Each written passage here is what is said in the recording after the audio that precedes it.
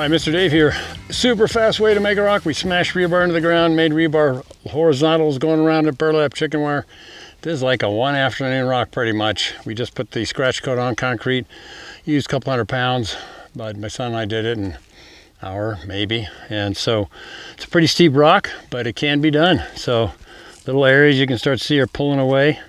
Point is not to play with it too long, but the last step is to get the brush going and scraping it so the next texture coat will stick good. Awesome fast rocks, landscaping boulders workshop. I'll tell you how to do it. A course ready to go. davehendersonalpine.com. All right, bye.